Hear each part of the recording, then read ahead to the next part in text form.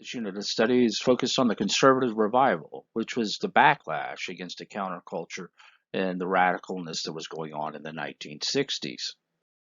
At the end of this unit of study, the American history student should be able to answer the following questions in full. 1. Why did Jimmy Carter have such limited success as president? 2. What factors led to the election of Ronald Reagan, the rise of the conservative movement, and the resurgence of the Republican Party? 3. What is Reaganomics? What were its effects on American society and the economy? 4. How did Reagan's Soviet strategy help end the Cold War? 5. What social and economic issues and innovations emerged during the 1980s? And 6. What was the impact of the end of the Cold War and the efforts of President George H.W. Bush to create a post-Cold War foreign policy? The Carter presidency. Jimmy Carter was elected as a Washington, D.C. outsider. Here we see Carter and his wife Rosalind forego the traditional limousine and walk down Pennsylvania Avenue at the inauguration on January 20th, 1977. Carter refused to play Washington political ball, which was frustrating for his own party. This status and his lack of experience in politics made it difficult for him to negotiate the congressional passed legislation needed to accomplish his administrative goals. The Energy Policy and Conservative Act encourage alternative sources to increase use of wind power, tax breaks for solar power, and the creation of the Department of Energy. The energy bill that he signed in 1978 bore little resemblance to the one he had introduced, reflecting the will of special interests. Jimmy Carter was the first deep Southerner elected president since before the Civil War, and he achieved some success early in his presidency. Had a 75% approval rating at the end of his first 100 days in office. He pursued reductions in presidential spending, installed solar panels in the White House, and included more women and African Americans in his administration than any previous president, and offered amnesty to all draft dodgers who had fled the United States to avoid service in Vietnam. Carter's biggest domestic problem was the economy, which slid into another recession in 1978. With a jump in oil prices in 78 and 79, which had caused the worst inflation in the post-war era. Interest rates rose more than 20%. In July of 1979, Carter made a famous speech in which he asserted that the nation faced a process of confidence and needed a renewed sense of purpose, leadership, and togetherness. He felt the nation was experiencing a spiritual and moral crisis. This was sometimes called the malaise speech, and many characterized his speech as tyrannical, moralizing, and unhelpful. Egyptian President Anwar Sadat on the left, Jimmy Carter was in the center, and Israel Prime Minister Menachem Begin on the right at the announcement of the Camp David Accords in September 1978. When looking at Carter's foreign policy, we must look at the Camp David Accords. Carter invited Egyptian President Anwar Sadat and Israel Prime Minister Menachem Begin to visit with him at the presidential retreat in Camp David in Maryland. There he brokered a peace agreement known as the Camp David Accords between Israel and Egypt in 1978. The agreement resulted in a peace treaty in which Egypt recognized Israel's right to exist and Israel returned to Egypt all the lands it had taken in the Sinai Peninsula. The Arab League protested Egypt's recognition of Israel. Both Sadat and Begin would win the Nobel Peace Prize. However, in 1981, Sadat would be assassinated by Islamic extremists, but the agreement helped decrease the threat of war in the region. When Carter came into office, he vowed to pursue a foreign policy that would seek to defend human rights. He had a hard time pursuing his agenda once he discovered the world did not have a universal standard that what human rights actually were. In addition, he faced criticism by those who highlighted the United States' own human rights issues and the willingness of the United States, including Carter, to ignore human rights abuses among U.S. allies. However, Carter did refuse to send foreign aid to any country with violations of human rights, like Brazil and also Argentina, where strongman Jorge Rafael Videla, the man you see pictured in the middle, led a military coup d'etat in 1976. It is estimated between 13,000 and 30,000 political dissidents vanished during his reign from 1976 to 1981. Panama was promised at the end of 1999 the canal would be transferred to Panamanian control. Carter would sign a treaty with Panama handing over the operations to be effective on December 31st, 1999. The treaty was ratified only by one vote in the Senate, 68 to 32, but it did bring warmer relations to Latin American nations. New crisis abroad. Carter inherited negotiations for SALT II, but its adoption was stopped by the Soviet invasion of Afghanistan in December of 1979. That led Carter to pull the United States out of the Olympics in a protest in 1980.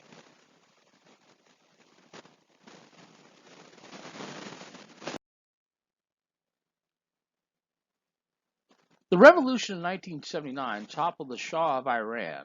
When the Shah came to the United States seeking medical treatment for cancer, Iranians stormed the American embassy and took over 60 American hostages, demanding the Shah to be extradited to Iran in order to release the hostages.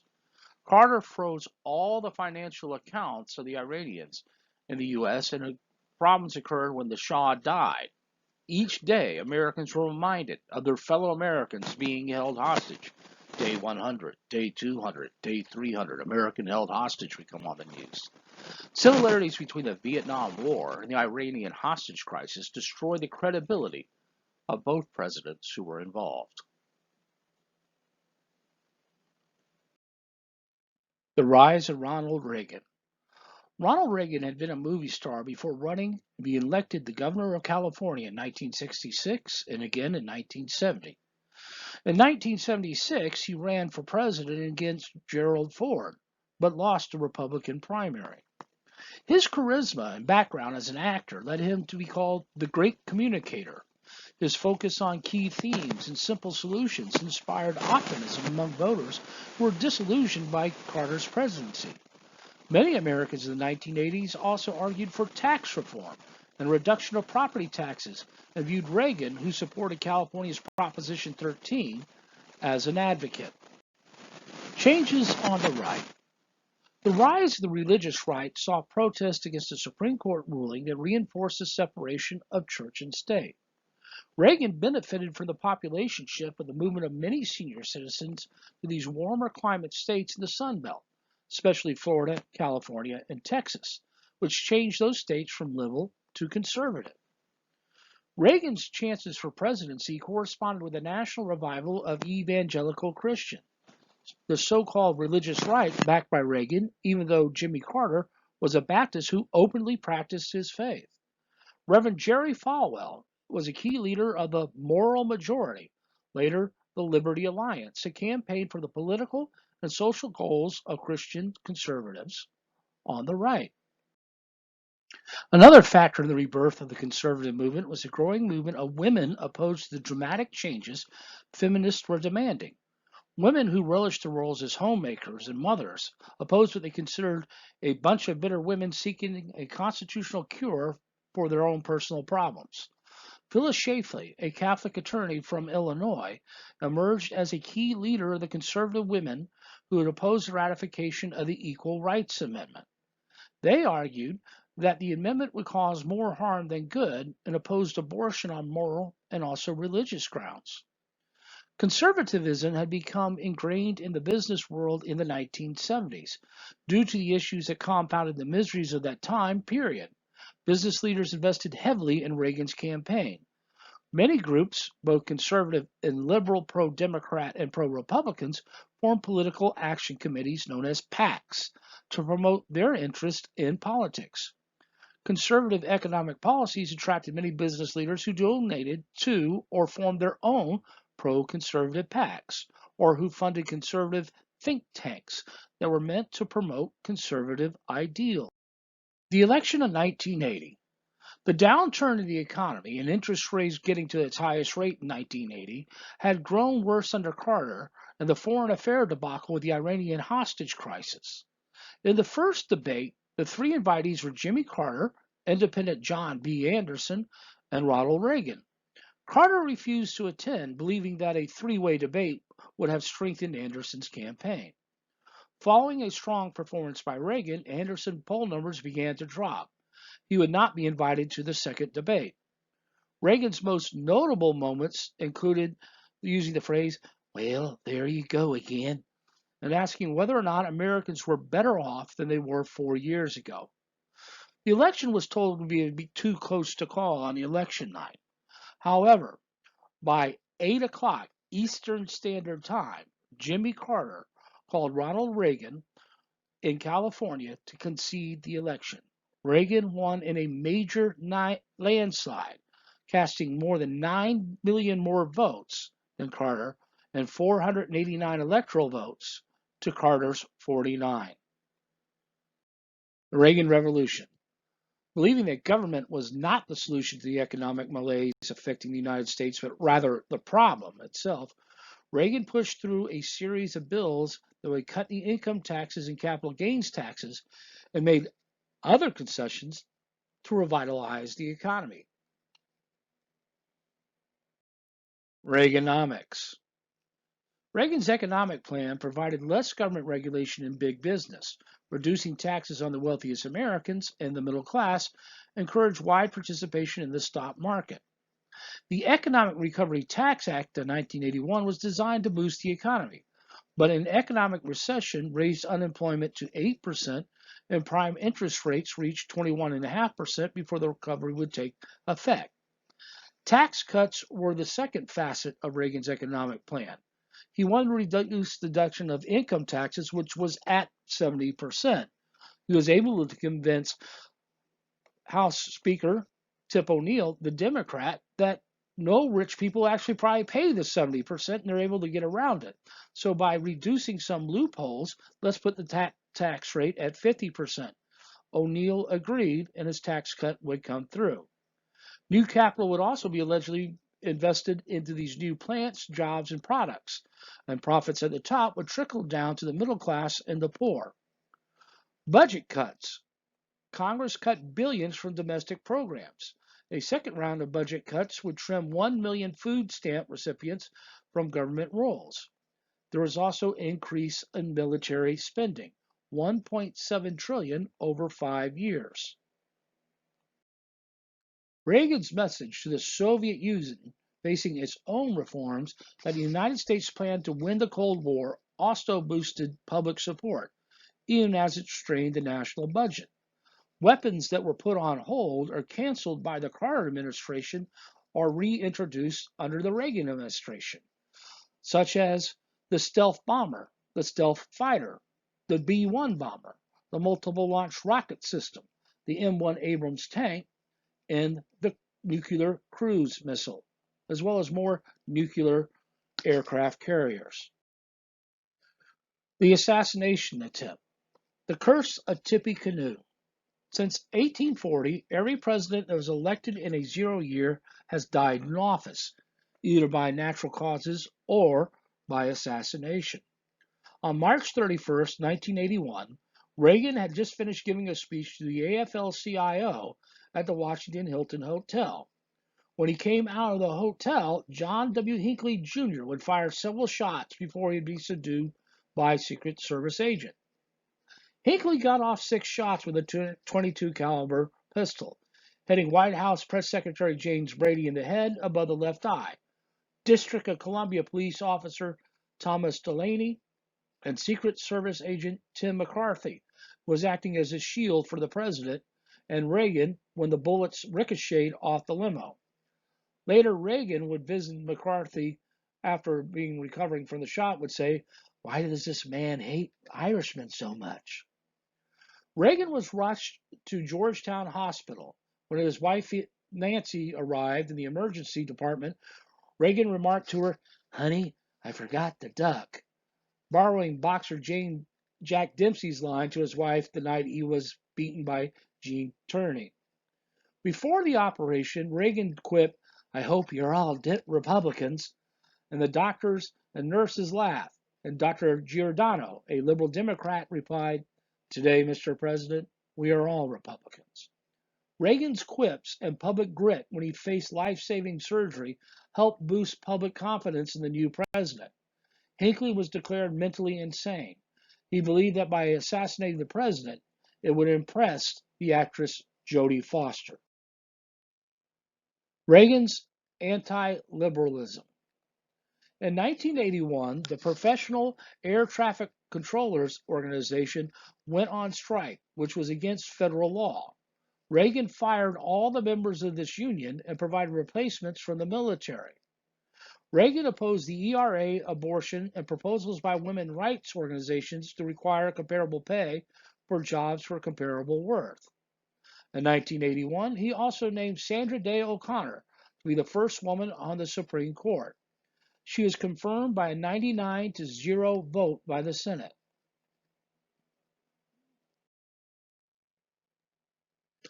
Democrats in July nominated Senator Walter Mondale, Carter's former vice president, for president, and added Representative Geraldine Ferraro of New York as vice president. For a first time, a woman was on a major ticket. Republicans in August easily renominated Reagan and Bush for a second term, running on Reagan's administrative record. Although the National Organization for Women, the AFL-CIO, and various civil rights organizations enthusiastically endorsed Mondale, Americans were more concerned about the economy, which was doing well in 1984. Mondale tried to debate the growing deficit of $175 billion in 1984 and the nuclear arms race, but Reagan invoked the theme of leadership relying on slogans. Mondale attacked Reagan's foreign policy as militaristic, but Americans liked Reagan's pledge to restore American global power. During the debate, of course, Democrats were looking at the age of Ronald Reagan, and at the time, he was 74 years old.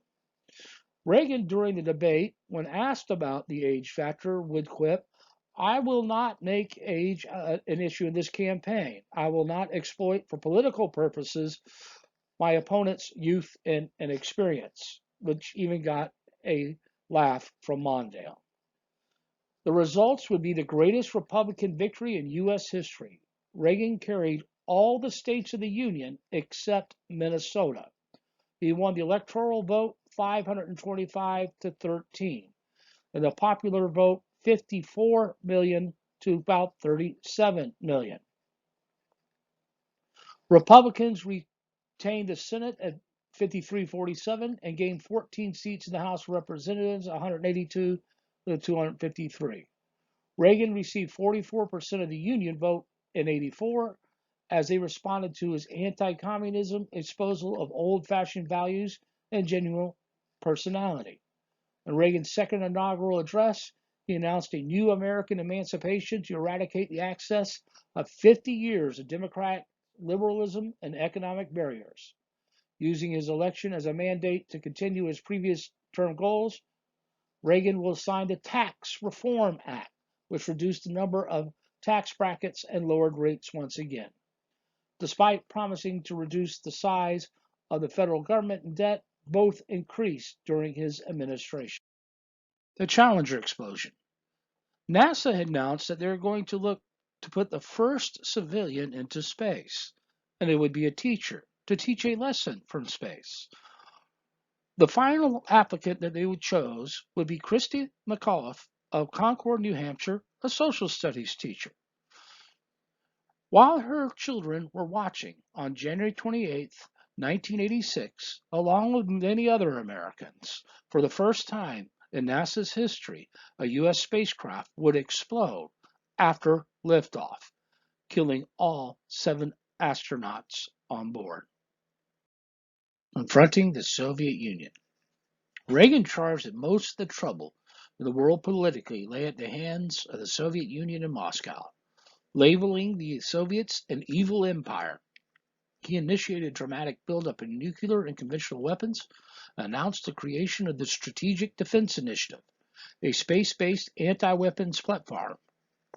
Part of Reagan and Secretary of Defense Caspar Weinberger's strategy was to outspend the Soviet Union on military spending.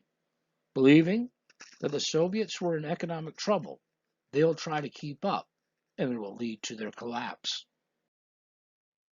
Central America was rife with communist activity, such as El Salvador, where communist-supported forces had been attempting to overthrow the elected government since 1980. Reagan dispatched military advisors and funds to prevent the overthrow of the government. However, this did not have the intended effect, as the revolutionaries used this to their advantage and won control of the nation. In Nicaragua, Reagan empowered the CIA to train and supply anti-communist rebels to fight against the Soviet and Cuban armed government, which itself had come to power by overthrowing the previous dictator. In 1988, the Nicaraguan president Daniel Ortega negotiated a ceasefire with the Contras.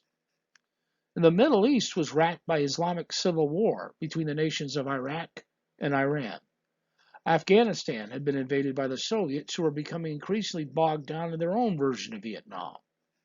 Israeli troops pushed the Palestinian Liberation Organization forces from nearby Lebanon, and U.S. troops were sent in as peacekeepers under the United Nations. In October of 1983, an Islamic suicide bomber killed 241 Marines, leading Reagan later on to withdraw the forces from the area. Also in 1983, Reagan responded to pleas from the neighboring nations, like the president of Bermuda, to overthrow the enforced government of Grenada. A coalition force of 6 Caribbean nations and the United States sent in troops to Grenada to remove the Cuban-backed force take over the government on October 25, 1983. The day of the invasion later on will become a national holiday called Thanksgiving Day. Reagan acted due also to the concerns of 600 U.S. medical students on the island and fears of a repeat of the Iran hostage crisis. Hostilities will cease on November 2, 1983, ended up with only 18 U.S. dead and 115 other fatalities. Grenada was a success. Other actions that happened in September of 83, a South Korean airliner was shot down with all aboard killed by the Soviet Union. For the last 2 years in office, Reagan faced an opposition in Congress. Reports began circulating about the illicit arms sales to Iran in exchange for Iran working to secure American hostages in Lebanon. Iran would use those arms to fight their war against Iraq. Money from these sales, in turn, were used to fund the Contra forces fighting in Nicaragua.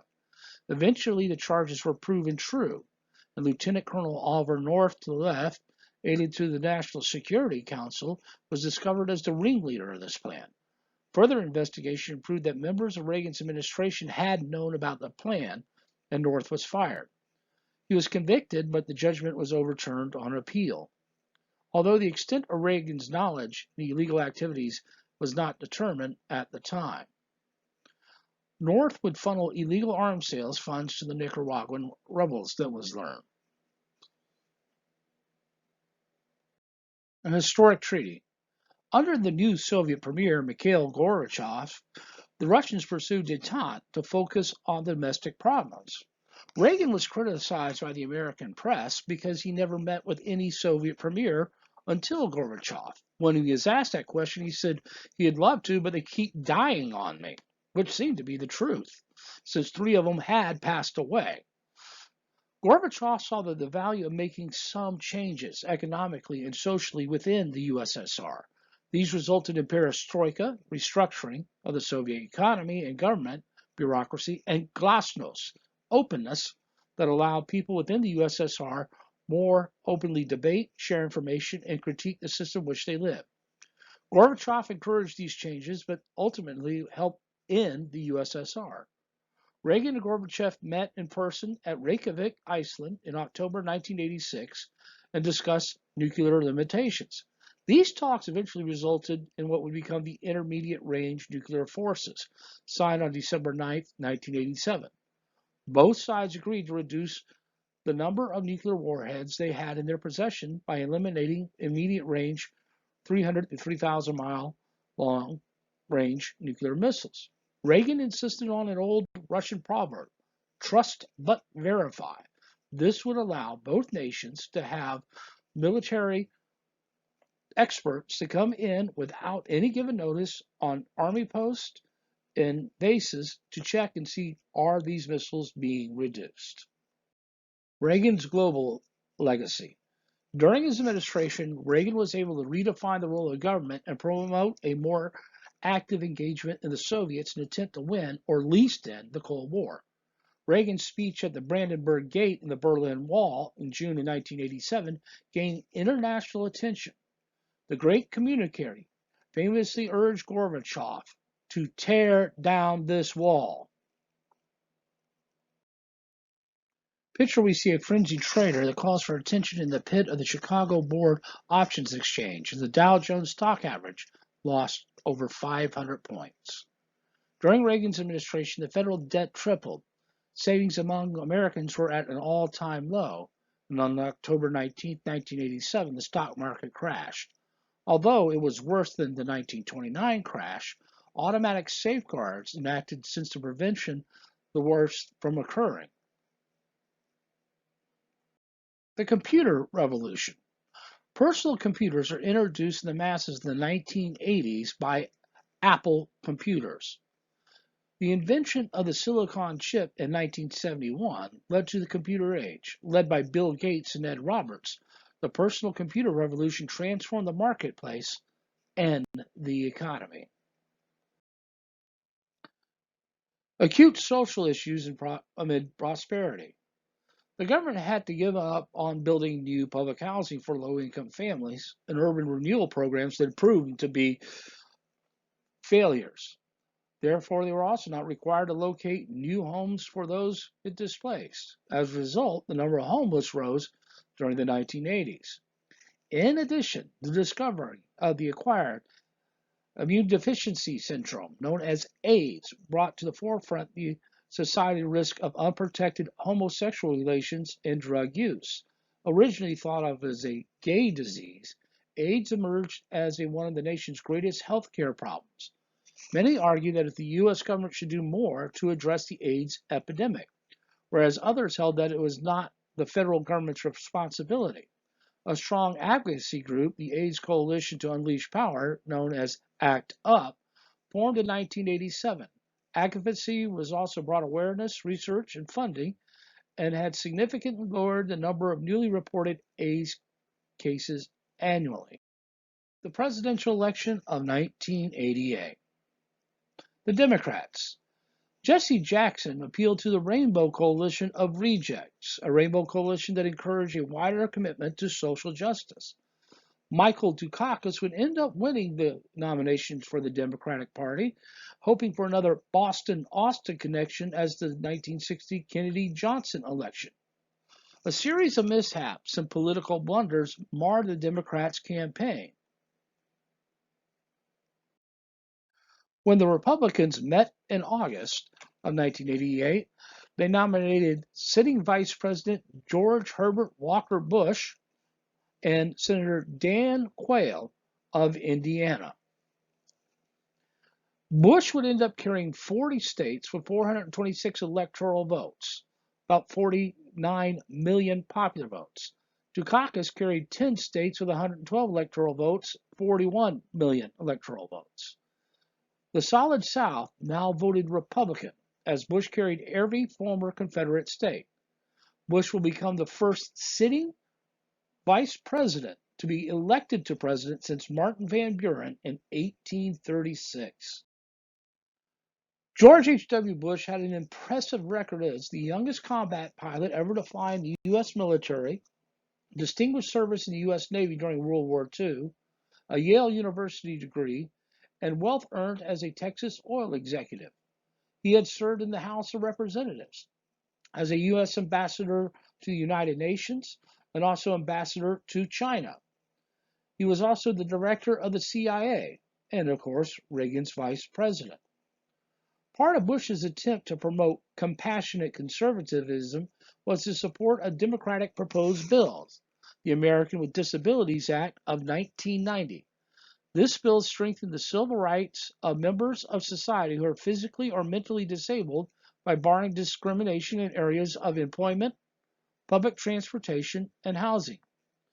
The visible changes caused by this bill included the construction of elevators, wheelchair ramps, and mechanized doors that were supposed to decrease barriers for those with physical disabilities, especially in public buildings.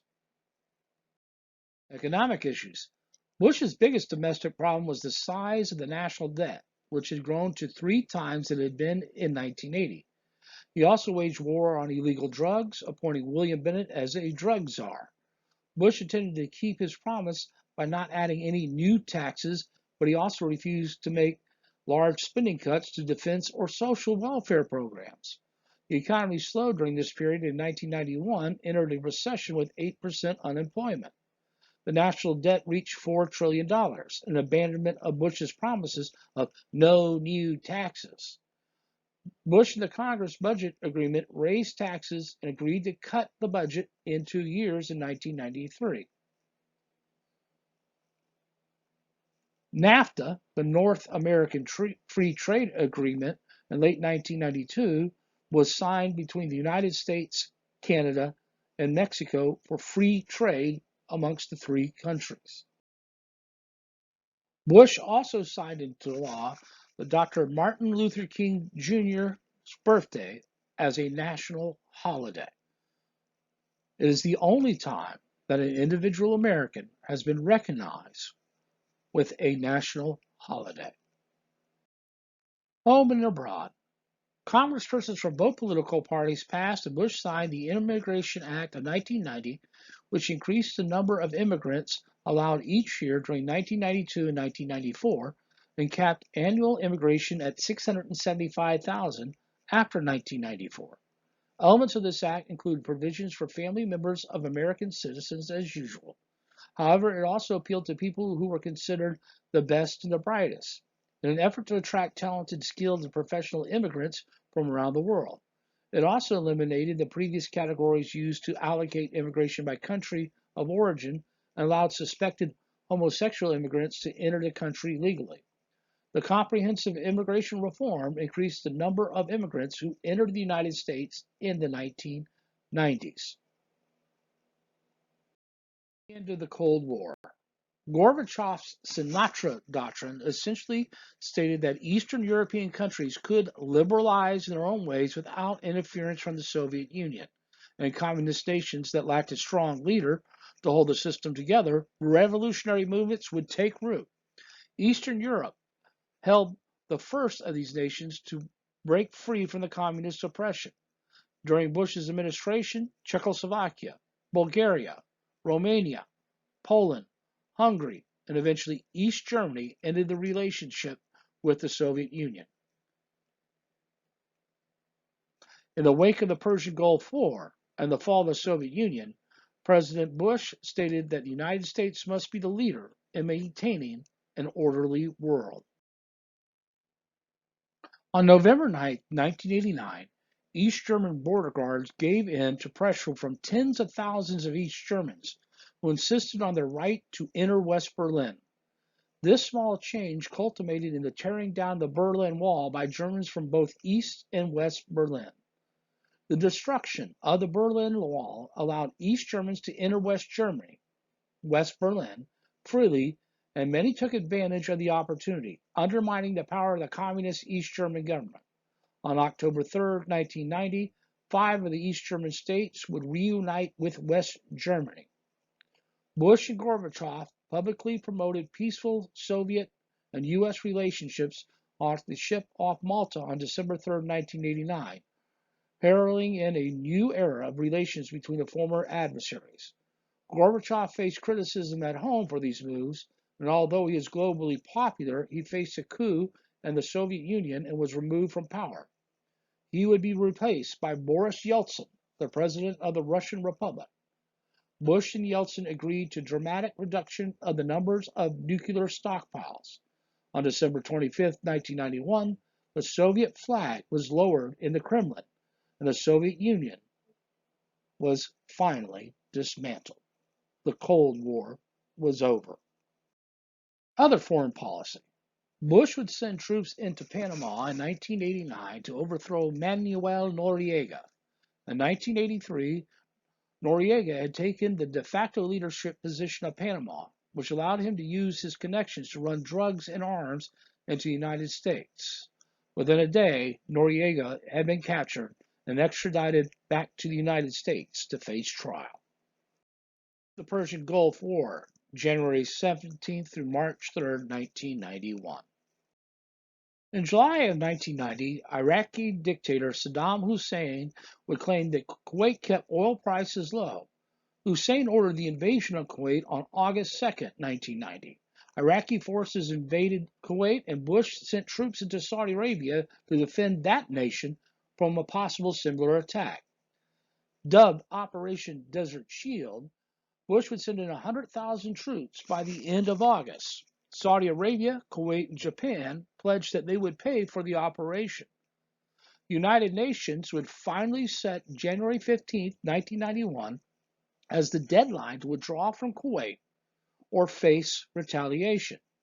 U.S. forces had by this time increased to 400,000. On January 9, 1991, Tariq Aziz would reject Bush's offer to pull out of Kuwait. On January 12th, Congress would finally pass a resolution to allow the United States to use force. And on January 17th, an international coalition force made up of 30 nations, led by the United States, the United Kingdom, France, Italy, Saudi Arabia, and Kuwait, would launch Operation Desert Storm. After 6 weeks of fighting, the war would come to an end. The commander of the coalition forces was General H. Norman Schwarzkopf. The military emphasized high-tech weapons. General Colin Powell was the Joint Chiefs of Staff, and when he was asked by the coalition forces, how are you going to defeat the Iraqis, he responded with, we'll surround it, cut it off, and then we'll kill it. This map represents the summary of how the war would be fought on the ground.